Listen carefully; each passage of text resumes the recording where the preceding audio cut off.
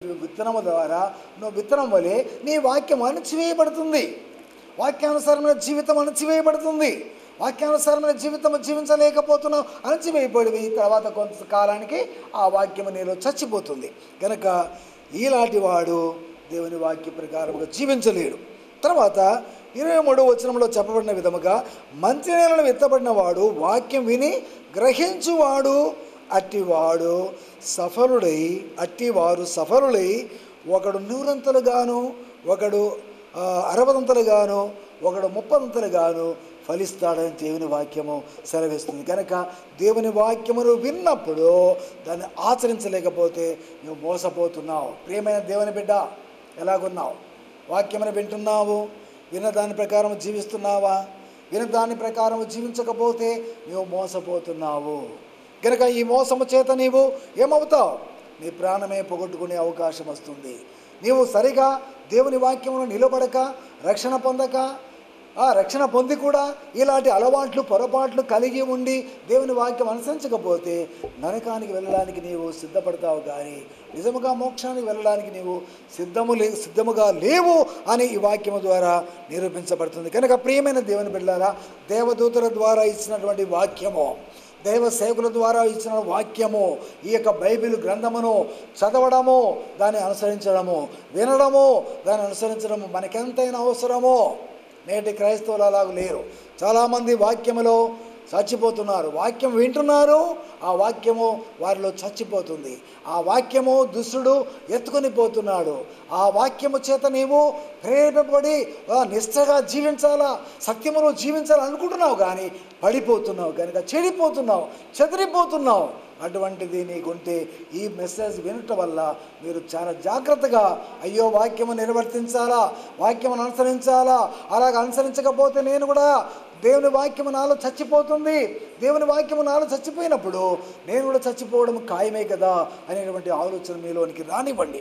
ప్రియమైన దేవుని బిడ్డలారా, చాలామంది దేవుని వాక్యమును వినకముందు పెద్దల మాటలు వినరు, తర్వాత తల్లిదండ్రుల మాటలు వినరు.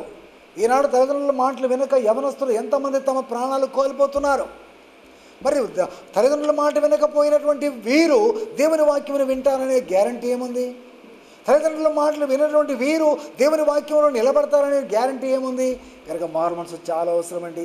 మనసు మార్చుకొని మోసపోతూ నీవు ఏది వింటున్నామో దాన్ని ఆచరణ చేయాలా, ఆచరణలో పెట్టాలా. అలా పెట్టకపోతే నువ్వు మోసపోతున్నావు. కనుక ప్రియమైన దేవుని బిడ్డలారా, ఈ వాక్యమును విలుచున్న మీకు ప్రార్థనాపూర్వకం, ప్రభా దైవ సేవకుడు ఎంతో మరి ఆవేదనతో ఈ వాక్యము చెబుతున్నాడు కనుక నేను వాక్య ప్రకారం జీవించు దానిగా వాడిగా నన్ను చేయమని ప్రార్థన చేస్తామా? ప్రియమైన దేవుని బిడ్డలారా, దేవుని వాక్యమని వింటున్నారు, విన్నవారు చాలామంది అలాగున మోసపోతున్నారు. కనుక దేవదూతల ద్వారా విన్న వాక్యమును నిరర్థకం చేయొద్దు.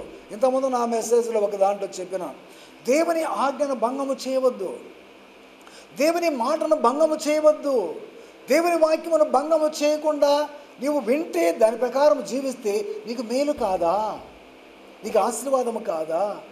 అసలు రోగం రాదండి. నేను ఆ మాట వింటాను. నిజంగా వాక్యం ఎప్పుడైతే మన గుండెల్లో పనిచేస్తుందో, వాక్యం ఎప్పుడైతే మన మనసులో ఉండి పనిచేస్తుందో, ఎప్పుడైతే వాక్యమును అనుసరించేటువంటి మనసు నీకు కలుగుతుందో నీకు రోగం రాదు, ఏ బాధ రాదు, ఏ శ్రమ రాదు. ఎందుకు రాణిస్తాడు? నా బిడ్డడు నా వాక్యమును అనుసరించి జీవిస్తున్నాడు, నా వాక్యమును బట్టి ప్రవర్తిస్తున్నాడని దేవుడు మన మీద నిజముగా ఇట్లా ఆవరించి ఉంటాడు. దేవుడు ఆవరించినటువంటి ఆ శరీరానికి కానీ, ఆవరించిన ఆ మనసుకు కానీ, ఆ హృదయానికి కానీ, ఆ దేహానికి కానీ, ఆ ఆత్మకు కానీ ఏమైనా కష్టం వస్తుందా, నష్టం వస్తుందా, బాధ వస్తుందా? రాదండి. కనుక దేవుని వాక్యము చేత మీరు ప్రేరేపితులై ఆ వాక్యమును అనుసరించడానికి, దాన్ని మీరు గైకొనడానికి మీరు ట్రై చేయండి. ఈ వాక్యమును మీ కొరగా చెప్తున్నాను. ఎవరైతే అల్లాటప్పగా ఉన్నారో, వాక్యమును విని మరచువాడుగా ఉంటే ఏమీ ప్రయోజనం లేదు.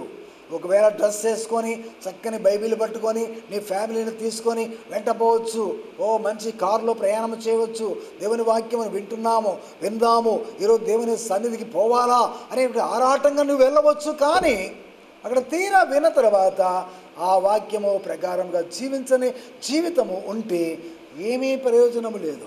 వాక్యం ఏమంటున్నావు కానీ ఏమీ ప్రయోజనం లేదు. కనుక ప్రియమైన దేవుని బిడ్డలారా, అలాగున కాకుండా దేవుని వాక్యమును విని మరచువారు కాకుండా దాని ప్రకారం ప్రవర్తించువారుగా ఉండి ఫలించండి. దేవుడు కోరేదదే, నేను కోరేదదే. ప్రియమైన దేవుని బిడ్డలారా, స్త్రీలారా, పురుషులారా, పిల్లలారా, పెద్దలారా, అందరూ కూడా దేవుని వాక్యమును విందాము. విన్న దానిలో మోసపోకుండా చూసుకో. నువ్వు మోసపోతున్నావేమో, నేను విన్నాను కదా వాక్యం అని అనుకుంటున్నావు, కానీ మోసపోతున్నావు. దాని ప్రకారం జీవించలేని జీవితం నీకుంది. దాన్ని మనం సర్దుకుందాం, ఇప్పుడే సర్దుకుందాం. స్వాతంత్రం నీకుంది, ఏదైనా చేయవచ్చు. స్వతంత్రం నీకుంది, ఏదైనా మాట్లాడవచ్చు. స్వతంత్రం ఏదైనా ఉంది, నువ్వు ఎక్కడికైనా వెళ్ళవచ్చు. కానీ వాక్య ప్రకారంగా లేని జీవితము ఉంటే ఏమీ ప్రయోజనం లేదు. కనుక విని దాని ప్రకారం జీవించువారుగా ఉండండి. దైవ సన్నిధిలో ఇలాగున రాకుండా ఆటంకపరిచేటువంటి ఇది ఏదైనా ఉండవచ్చు. కనుక ఒక చిన్న ఉదాహరణ చెప్తా. ఇస్కరియోతు యూదా యేసు ప్రభుతో పాటు దేవుని వాక్యములు వింటున్నాడు, అద్భుతాలు చూస్తున్నాడు. ఎన్నో ఆయన కళ్ళతో చూసినాడు అద్భుతాలు. చనిపోయిన వారిని లేపడము, మూగవారికి మాటలు రావడము, చెవిటి వారికి వినడము, ఇవన్నీ చూస్తున్నాడు ఇస్కరియోతు యూదా. కానీ సమయం వచ్చినప్పుడు వాక్యము లేదు, ఏమీ లేదని యేసు ప్రభువును పట్టించేవాడుగా ఉన్నాడు. కనుక అలాగున నీవు కూడా ఉన్నావేమో. వాక్యమును వింటున్నావు, వాక్యానుసారంగా జీవించకపోతే ఇస్కరియోతు యూదా లాంటి వాడుగా నీవు ఉన్నావని గమనించు. ఇస్కరియోతు యూదా దేవుని వాక్యానుసారంగా ప్రవర్తించలేకపోయినాడు. గనక అతను వెళ్ళి యేసు ప్రభువును అప్పగించి, యేసు ప్రభువును అమ్మితే నాకు 30 వెండి నాణ్యాలు వస్తాయని చెప్పి వెండి నాణ్యాలకు ఆశపడి, అనగా నీవు లోకానికి ఆశపడి, ఇతర లంచము ద్వారా వచ్చేటువంటి ఆ యొక్క రాబడికి ఆశపడి దేవుని వాక్యము నీవు నిరర్థకము చేస్తున్నావు. కనుక నీకు నీవే ఉరి వేసుకుని చనిపోయే ప్రమాదము కూడా ఉందని ఈ వాక్యము ద్వారా తెలియ. కనుక నిన్ను నీవు ఛేదించుకో, నిన్ను నీవు విభేదించుకో.